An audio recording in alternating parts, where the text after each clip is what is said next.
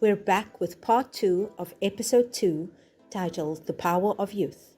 In part 1, I spoke to Ramakebe and Pumelela about our childhood exposure to finances, the art of financial transparency as a parent, and lessons we've had to learn and unlearn as we navigate our adult lives. In today's episode, we continue this discussion by chatting about how our financial journey has impacted our mental health, and we share the biggest financial lessons we've learned along the way. I want to move right on to something else, and I know it's not an easy conversation, but I want to just very quickly go to the impact on your mental health that financial stress places on it. We all have been there when I say we haven't always been financially free. Ramakebe spoke about, having gone through days or moments or months where things were not fantastic. And even though, Ramakebe, you said you were sheltered, and in certain experiences, like when you were called out of school because of school fees, you did realize and you did put two and two together that, maybe we're not as financially free as I am allowed to feel. And then Pumelela, you as well. It's like you've had moments where you've had to say no. And we know as young adults what that financial impact is, or at least we feel it, right?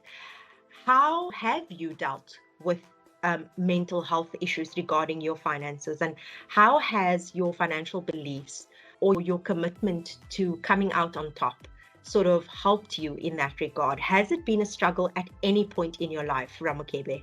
When it comes to financial stress is a very touchy topic. It's a very touchy subject.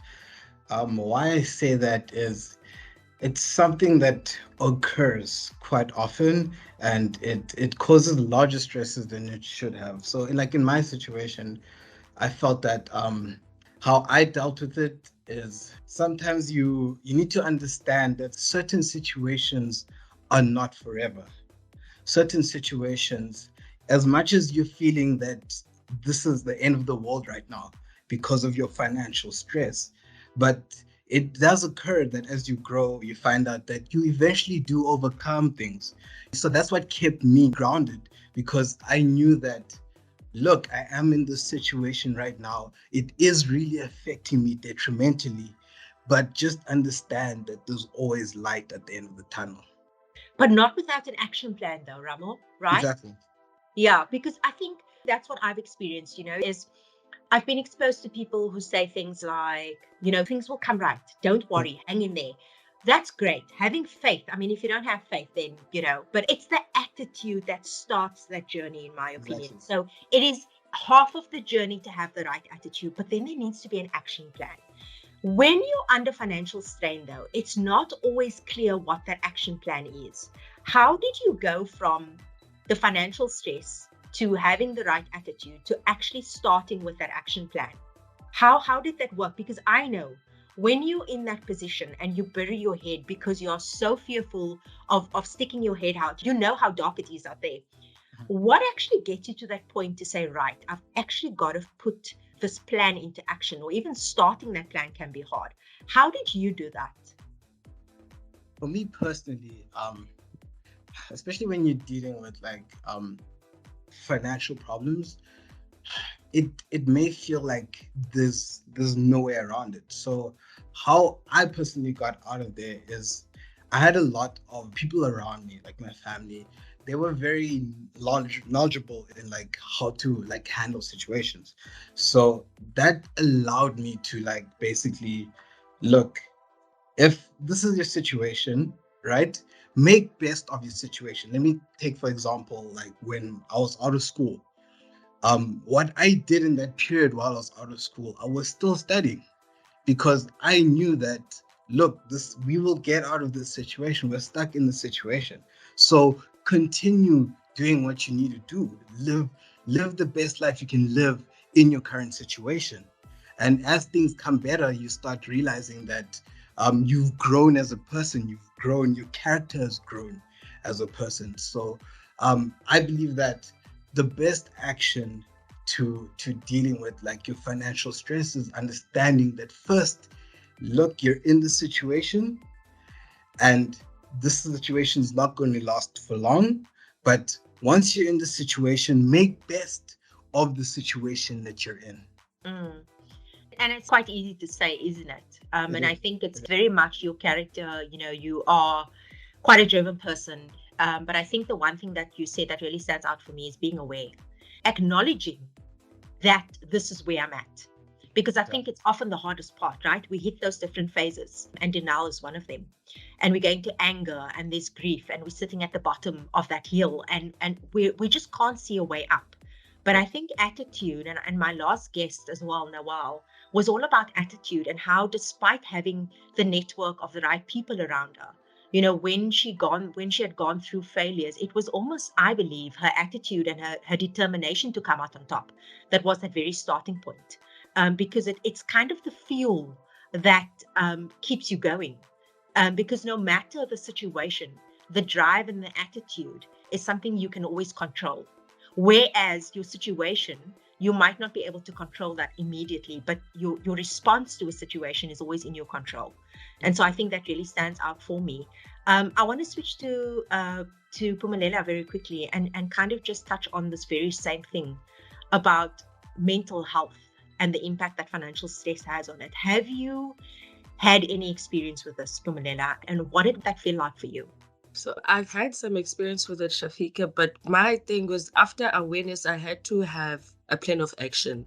So my plan of action was always like, does the cost measure up to the benefit?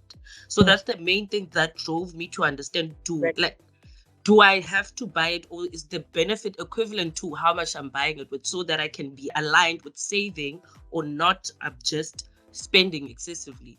So that's what kept me grounded, because I was like, okay, I could be buying takeaway for chicken for like 50 rand that I could eat once off. But what if I took that 50 rand and bought raw chicken that I could make at home? I would be able to eat it or consume it over a couple of days, which would be much more cost efficient for me. So it was those type of things that changed my perspective and allowed me to come out of it alive. What I'm hearing here is consciousness. I'm hearing consciousness in the moment, so that when you are faced with everyday things that is maybe habitual, things that you do without even thinking, is kind of catching yourself sometimes and having an honest conversation with yourself. Something I find incredibly hard to do, purely because I do things very fast. Sometimes I do them without much thought, and other times when like you say, the cost seems to far outweigh the benefit, I'll have those longer conversations with myself. But it's not always easy.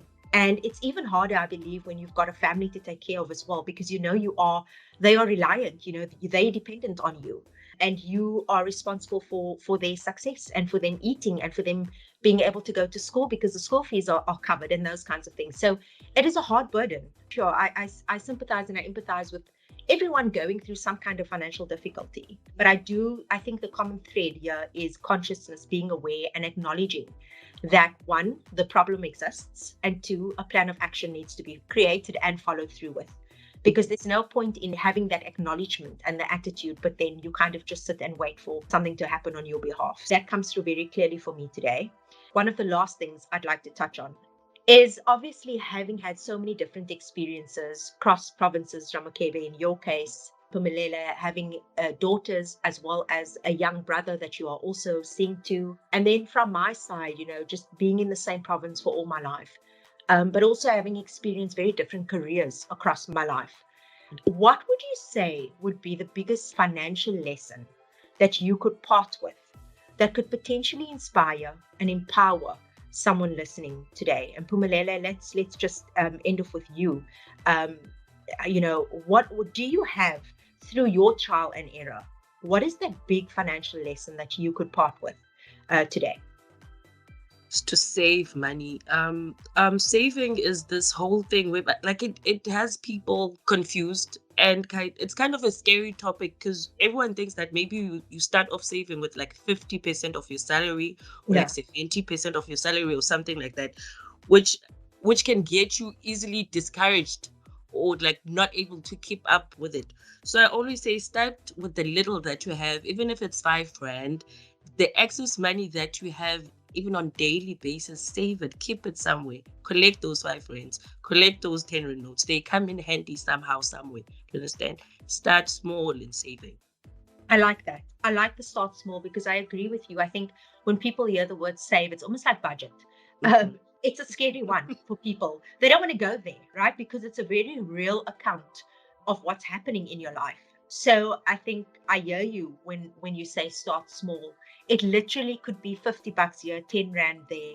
I mean, I just did a masterclass a couple of weeks ago where I shared an experience where for 5 years in a row, my coins that I emptied out of my pocket every single night I returned from work, that was pre-COVID, was contributed quite substantially to a road trip I took with my family every single year up the garden route.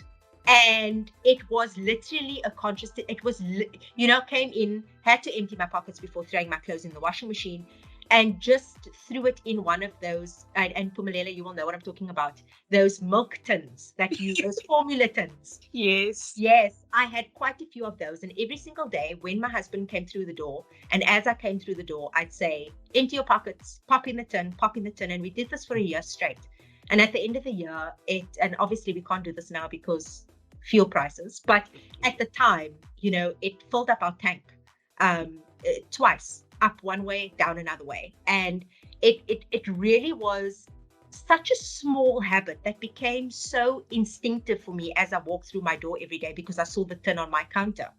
But it was those small things, and it was a couple of thousands that I wouldn't have had if I didn't make that small change. So it's practical things that we can do every day that could really add value, financial value, and otherwise to our lives and that of our families. Ramakebe, I'd like to end off with you with regards to any financial life lesson through trial and error on your side as well that you could potentially share with those listening today. What I'll let people know from my end is don't be afraid of risk, because there's no progress without a little bit of risk. Why I say that is, like Pumela says, saving or even investing, it doesn't need to be 1,000, 5,000. It can be 50 Rand, 20 Rand. A lot of people get comfortable with these situations, and I would like people to know that just take a bit of risk, put money aside, do your research, read a book, find out what's going on in the economy, find out what's going on in the rest of the world, and put money there. Find out, you'll never know, it could change your life. 100%. And that just reminds me, is the way I always think about it is, if I don't save and something bad happens to me tomorrow, where am I going to get the money from for an emergency cash injection? And that always makes me think, because if something were to happen tomorrow where the car breaks down, these things happen, the fridge backs up, whatever it is, whether it's small or big, that money's going to have to come from somewhere. So I'd rather make it part of a daily routine or a monthly routine or a bi-monthly routine, so that I know that in the event where these things, and we know these things happen, they can happen in the most inopportune times of our lives, right? I know the 1 week I had the car break, the freezer, the microwave, and the fridge. And I just didn't know how that's possible. Yeah, it happened in 1 week. In 1 week, guys. And I literally felt like the world was conspiring against me. Because how is that possible, right? But it happened. I lost all my meat in my freezer as well, because it was off and I was at work and I didn't know. Came home to a soaking wet kitchen floor. But I mean, it's in those moments where I could look in my emergency savings and go, you know what? I can afford to change one of these things this month. And the most important thing for me at the time was the fridge. So I made the conscious decision to use that money for the fridge. And that meant that we could lead, a comfortable life at home, because, it's one of those things you can't really do without. And then that just meant that I needed to save a bit more for the other things. So, if I didn't have that, I would have been in a really, really tough position. So where possible, save, start small, take the risk, put it into an account where you can access it, so that in the event where something happens, it is not completely locked. And you can access it. But I think there's a level of discipline that we discussed today, consciousness, being aware, making mistakes and learning from them. And then obviously also practicing a sense of transparency with those around us, those who are impacted by our financial situation, I'm hearing as well. I want to take this opportunity to thank you both for being a part of this conversation, such a valuable one, for being so open and transparent and authentic and candidly sharing your experiences. I really am very grateful to have chatted to both of you this morning, and I can only wish you both but the best in your careers ahead of you. Thank you so much to you both for sharing. That brings to an end such a very important topic. Throughout this two-part segment, my guests have shared openly, and we've learned that although our financial journeys may look different, there are also a lot of similarities. All of our journeys have been shaped by our childhoods in one way or the other. And as we navigate our adult lives, we've had to apply our learnings through trial and error. Regardless of what our journeys look like, we should pat ourselves on the back for the strides that have been made thus far towards financial success. You can visit our website to view more interesting content over at www.justmoney.co.za. For now, thank you once again for tuning in and stay savvy.